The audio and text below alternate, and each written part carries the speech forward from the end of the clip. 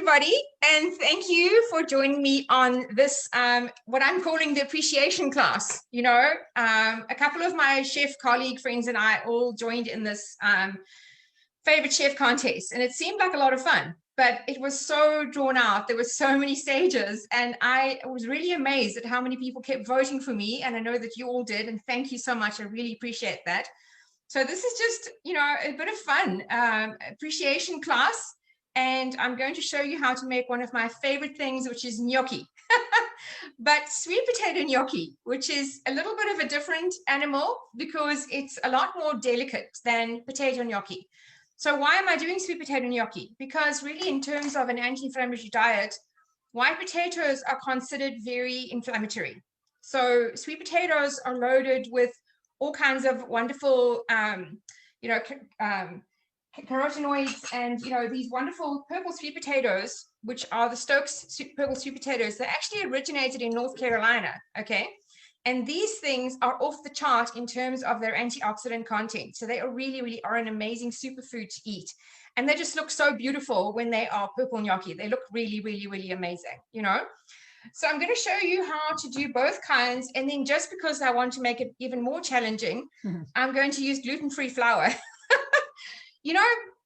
Gluten is actually the stuff, right? I mean, gluten is what is the glue that keeps things held together, and it forms the elasticity. So when you're doing traditional potato gnocchi with gluten flour, it's really a lot of the elasticity to hold it together. So the gluten-free sweet potato gnocchis, they work. I've got them to work, and I've had friends recipe test them, so I know that this works, but they're a lot more fragile, okay?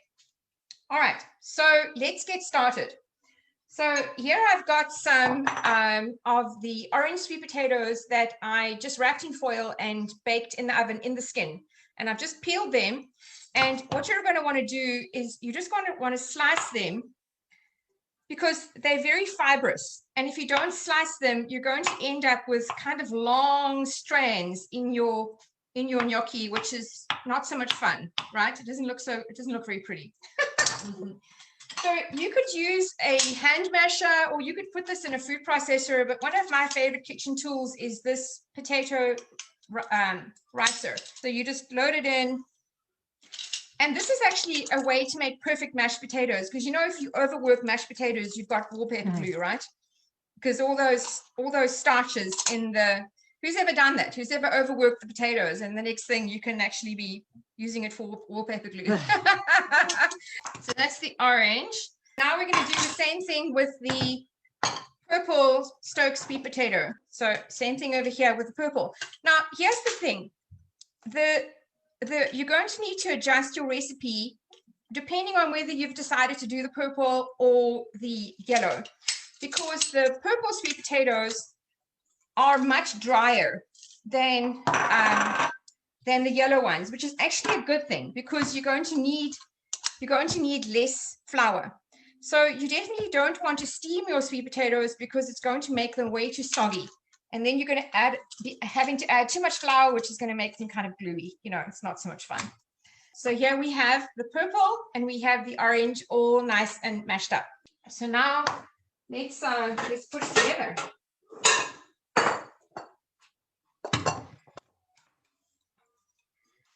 Okay. Ooh, I think we need a little drink here. It is Wine and Dine with Carol after all. Cheers. Some of you might know that I'm a huge fan of Scout Cellar wine. And the reason why is because I love wine, but wine can have up to 250 chemicals in a bottle of wine. So Scout Cellar is committed to doing wine the old-fashioned way, with just grapes and very little residual sugar in the wine. So you can go to my website, tasteofhealing.com, and in my resources page, there is a link to it. It's such a night we're drinking this beautiful white blend, which is actually a Chardonnay Sauvignon Blanc blend. We're going to make the gnocchi. All right, so I'm going to put ricotta cheese.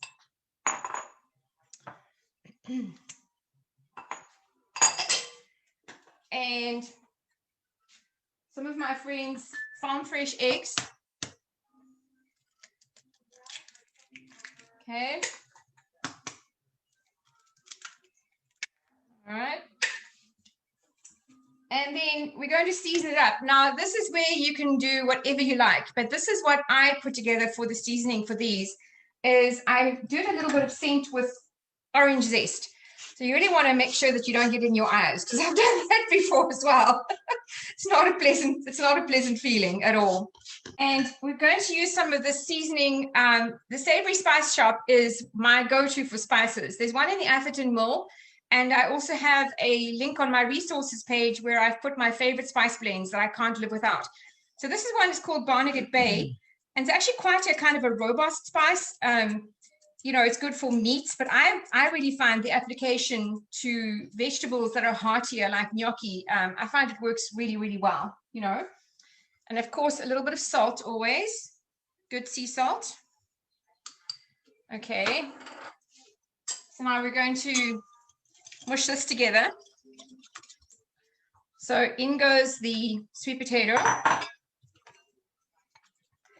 Look at this.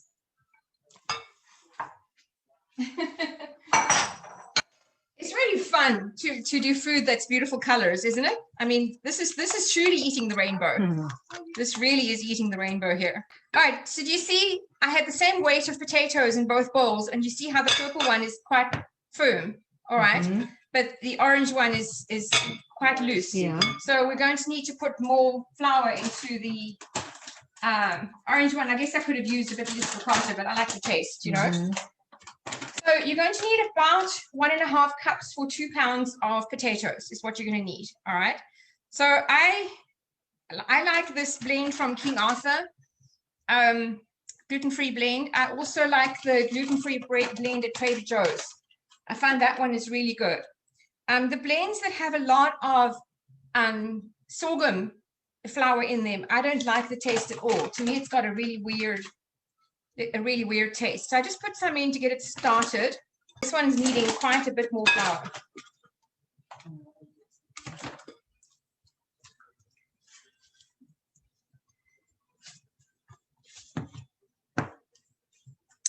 All right, so what you're going to do when you get to this point, put a flour on your surface. This is coming together nicely, and I'm going to dump it out in just a second. Okay, now we're going to have some fun. You're getting ready to get stuck in here and have some fun, Julianne? I might need to give you an apron because you might get your beautiful black top off. If you want it, it's up to you. There's some hanging over there. I just decided to chance it, you know. Okay, so here is some of my dough that I made earlier, my 3 different colors. Oh, what's the one on it? The purple, I've got the orange, and then this is a root vegetable and kale one that I experimented with. So this is a whole new thing in development. Okay, so now it's kind of tricky because you don't want to, it's still a little sticky, which is what you want it to be. Okay, so just roll it into like a sausage thing, and then I chop it again, and you just gently kind of roll. Oh goodness. Okay, so not too thin, like that. Okay. All right. So then it's like different. Sausage. Okay, there you go. It looks like Play-Doh. Yeah, I know it is like playing with Play-Doh. Okay, so now you're going to chop it off into these little pillows. Okay.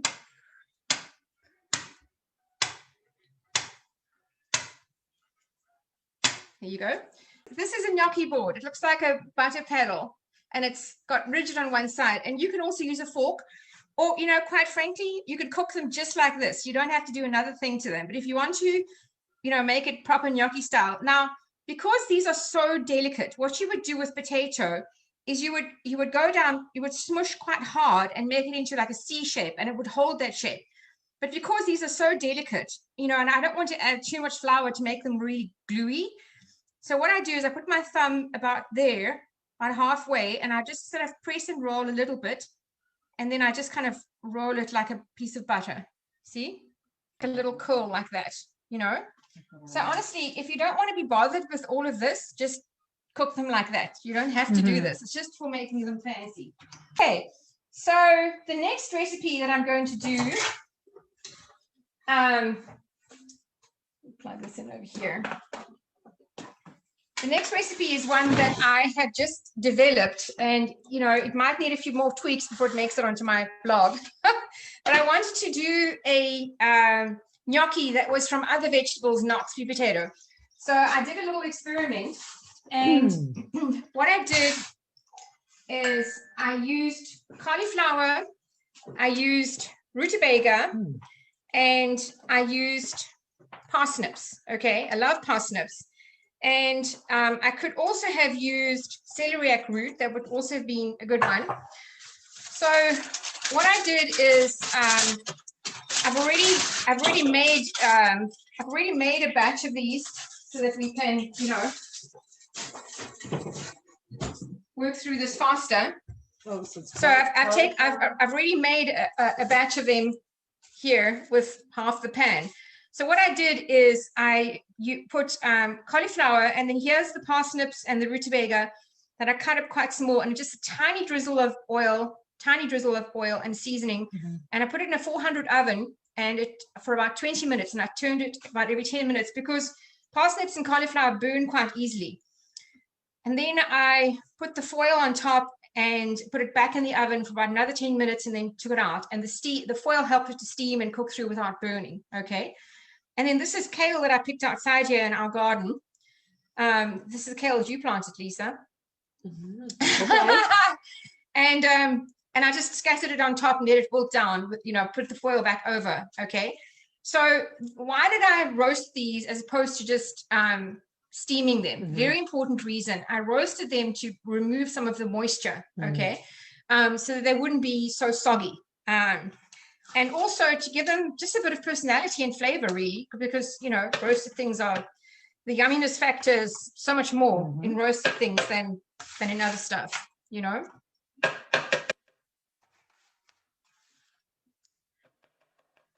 Okay, so I'm just going to use about 1/4 cup of ricotta here because I don't want to make it too soggy. And you could leave the ricotta out completely, but again, its flavor and its texture. And there's a lot of gnocchi recipes that leave out egg completely, but I think it makes it very dense and very thick. Your egg is definitely going to help to. This is just a tiny little egg from my friend Shawnee's farm. Her little chickens. Okay, so again, we're going to put in a bit of seasoning, a little bit of salt. And this is the spice that I used, and this is on Taste of Healing on my resources page. Lake Barkley fried chicken. Fried chicken seasoning. So it's got nothing to do with fried chicken. It's just what they recommend using for fried chicken, but it's a really, really great all-purpose seasoning, and it's one that I use a lot with the food that I cook at home because the spice is not very spicy, so my daughter will eat food that I make with it, you know. Where did you get it from? The Savory Spice Store. Oh. Yeah, so if you go to my tasteofhealing.com on my resources page, I've got all of these listed. My favorite spices are all listed there. So, okay, this is when we play the elevator music and have a glass of wine, because it'll take about a minute. Okay. So again, you would just work the flour until it feels fairly stiff, and then you would turn it onto a board, add more flour like I did before with the sweet potato until it feels kind of firm enough, and then put it in the fridge to firm up. And here is the other half of the recipe that I made earlier.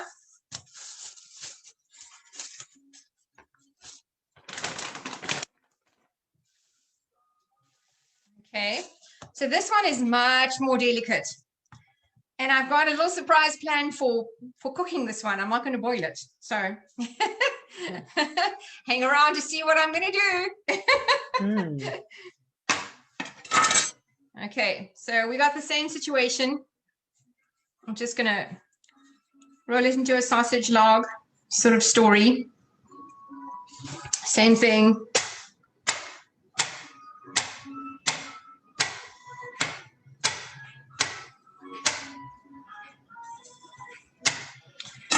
Okay, lay pedal.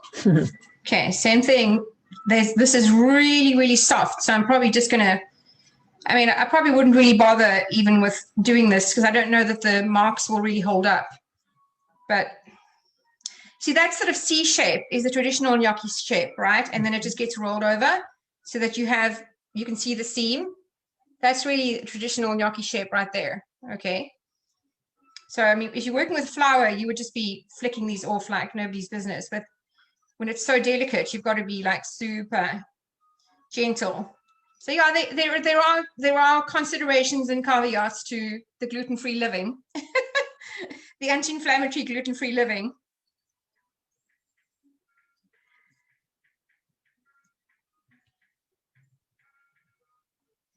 Okay, so these guys would go into the fridge to get firmed up or into the freezer.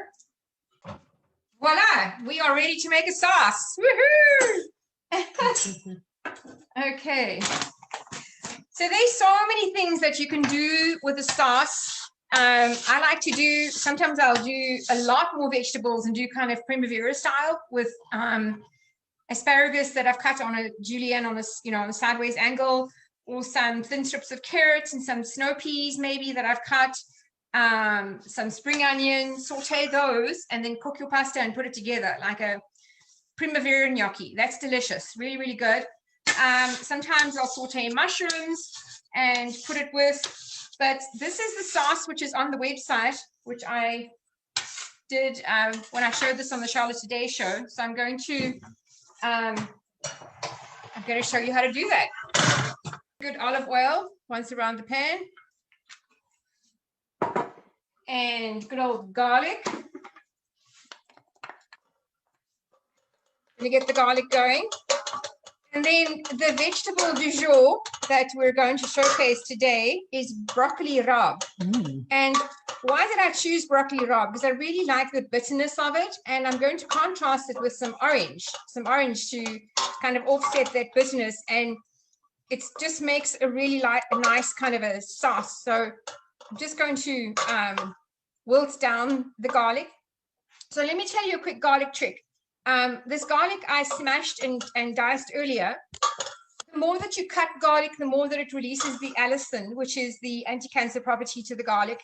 And when you put a bit of salt on it and you let it rest, it's going to actually, you know, increase that sort of anti-cancer compound as well. This garlic is looking very excited. Let's not get it burn.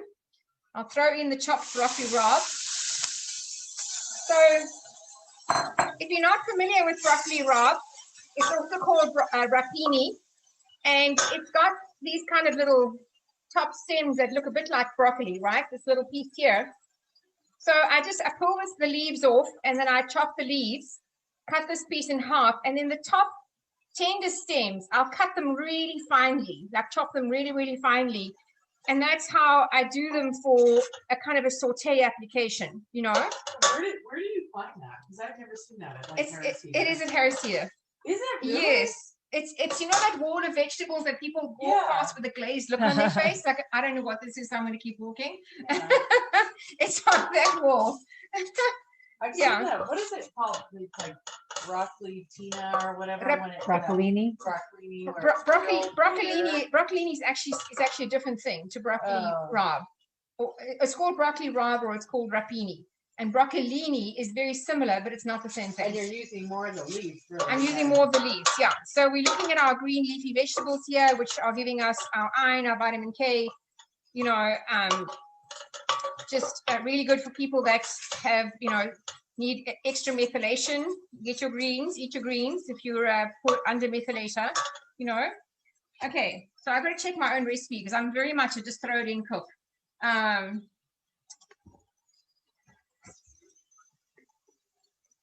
There we go. Okay, so I'm going to put in some orange juice.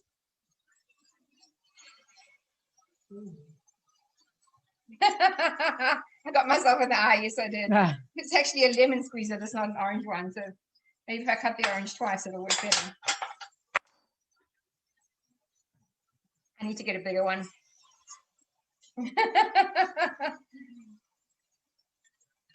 Okay, so I'm going to make a bit of kind of a beurre blanc in the pan, and you can cut down the butter if the butter scares you. Julia Child used to say, if you're afraid of butter, use cream. That's funny. Well, can't go wrong. Than margarine. I mean, Of course. everybody got into the margarine It's thing. terrible. It's so over processed, Yep. you know. I mean, seriously, you could well, basically margarine was developed as a food to feed turkeys. And when all the turkeys died, they decided they did put so much research into it, they better do something with it, and it became human consumption. Oh, I'm not joking geez. with you. Yeah. Before margarine is bleached and flavored, it actually looks like car grease. Ew. God. Yeah. Very- Sorry to deliver the bad news on a Friday night. So I guess this is about a third of a cup of orange juice. You could use fresh orange juice, you know, in a jar if you wanted to, but you're just going to get so much better flavor if you squeeze it yourself. So how many oranges did you use? Three? Two oranges. Yeah. Okay. 2 navel oranges. The garlic tastes so good. God, I love garlic. Me too. A bit more of this Barnegat Bay. Okay. And where did the salt go? Let's use this one. Bit of salt. Okay. All right. So here comes Julia. You're gonna put that whole thing of butter in there? Yeah, I am. No, I might. The recipe is a stick of butter. I might use less tonight because I don't want to scare Daryl too much. So You can adjust it based on. You can adjust it totally, yeah. So your butter must be cold, and don't put in too much at once, okay? Otherwise it won't hold together. So just, you know, you're getting your butter to emulsify here with your sauce, and you're making a little bit of a beurre blanc straight into the pan. So at this point you want to keep your heat down, because if you boil it, the butter is going to break, and then it's going to look really greasy, which is not very appealing, okay? So you can make the first part of the sauce ahead of time, but adding the butter, you want to do it like, you know, very soon before you eat. So I think we'll stop there. I think we've got a good amount of butter. Okay, so I'm gonna go get the gnocchi that are in the freezer and cook those, and then these ladies can enjoy this while I make the sauce for the root vegetable gnocchi. Okay, so here we have the tray that I prepared earlier. So pretty. Dum dum dum dum. Doesn't that look great? Okay. All right, so I'm going to get this water boiling again. So you don't have to thaw those out. You just Throw them in. throw them in. Yeah. But I'm just going to cook the purple because the orange ones will cook at a different speed to the purple. Okay. And so let's just do the purple ones tonight. So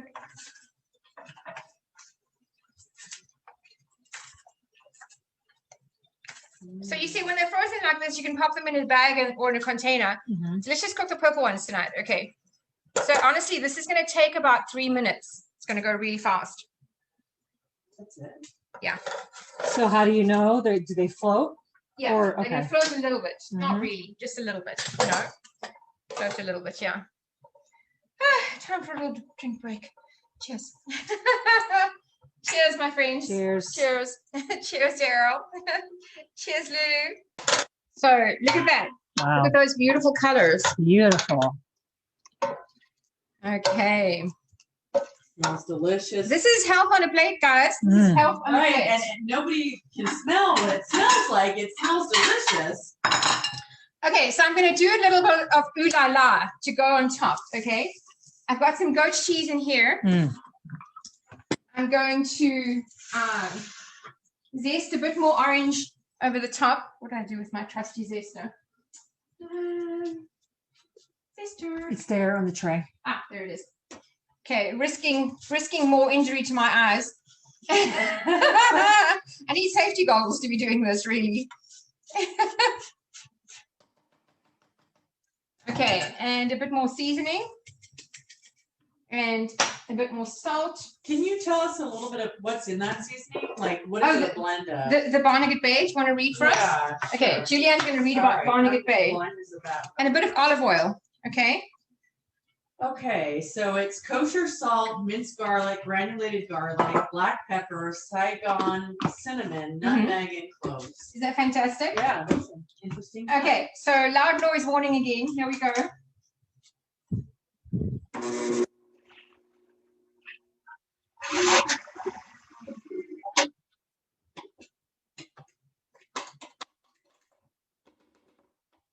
little bit more. Perfect. Okay. So now, okay, now my beautiful friends, you are going to eat your first course. There's more coming. There's more coming. Oh, Does this look like happiness on a plate? it is. Looks delicious. Okay. This is the first course. We're gonna cook some more, don't you worry. That's. You know I don't have the biggest appetite. Wow, you'll manage. This beautiful orange sauce going over. Okay. All right. And now I'm going to do a bit of fancy with the Ricotta? it's the goat's cheese Oh. with citrus. And the idea is that when you're eating it, you just kind of have a little bit of this goat's cheese to kind of pull it all together, you know, just a dash more zest over the top.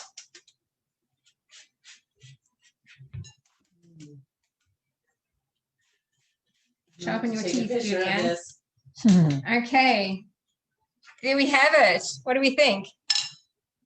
Looks beautiful. Gorgeous. Colors are amazing. Okay, so the root vegetables, I didn't get around to freezing those, and it's actually fine because I've got a reason what I'm going to do with these, which is a little different. Okay, so I'm just quickly going to roll some out because this dough is nice and cold. It is delicious. Thank you, darling. We'll just leave these like little pillows. There you go. Okay. So this is not a Teflon pan. It's my trusty ceramic titanium pan, which has seen better days. I need to replace it. It's been around for a while. And I'm not going to boil these gnocchis. I'm going to pan sear them. Because they're basically cooked. There's no reason to boil them. So I'm actually going to give them a bit of personality with coloring them. And what did I do with the ghee? My friend Ellie makes this beautiful ghee, which is, like a clarified butter, but you can buy this in the grocery store as well.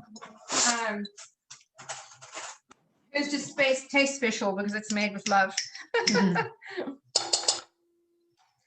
think this could be a good item for a food truck, Carol. Food truck. They're telling me I need to start a food truck. Bowls of gnocchi. The reason I'm using ghee and not butter is because butter burns at high heat and ghee doesn't burn. Okay, cheers.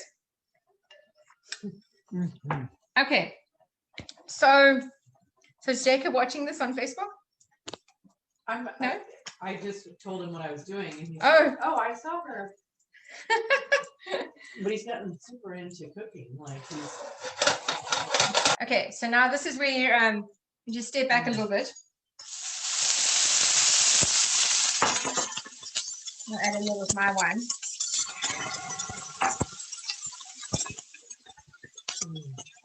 Okay, and now I'm just going to use a little bit of this. I buy this pesto at Costco. It's really good, and I'm just going to put some of that in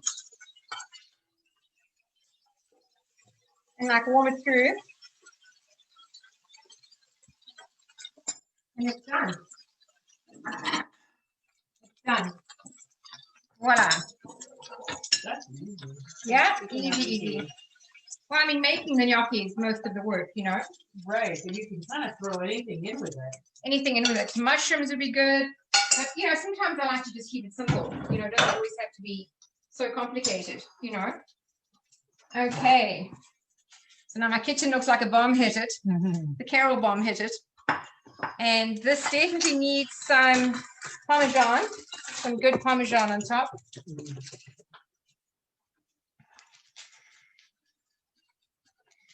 Okay. And there you have just a really simple root vegetable gnocchi with basil pesto. Yeah. Let's get a fork to this one. I'm sure it's going to be hot. Whew. Good. I love pesto.